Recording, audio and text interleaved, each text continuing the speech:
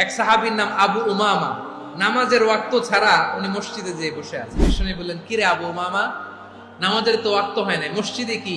সাহাবী বলে, নবী গো, ঋণের বোঝায় এমন টেনশনে আছি, ঘরে থাকতে পারলাম না, মসজিদে চলে আসছে। বিষ্ণু বললেন, আমি কি তোমার এমন একটা দোয়া শিখাবো যেটা পড়লে আল্লাহ তাআলা তোমার ঋণের বোঝা হালকা করে দিবে?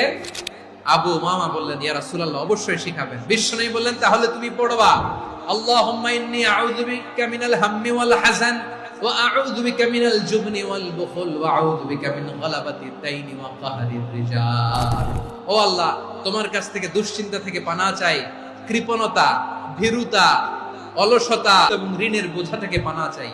এই দোয়াটা যখন বিষ্ণুনবী শিখাই দিলেন, আবু উমামা বারবার এই দোয়া করে। আবু উমামা বলে, এই দোয়া আমি পড়তে লাগলাম আর পড়তে লাগলাম, কিছুদিন পরে দেখা গেল বিষ্ণুনবীর শেখানো এই দোয়ার বদৌলতে আল্লাহ তাআলা আমার সব ঋণ পরিশোধের ব্যবস্থা করে দিলেন।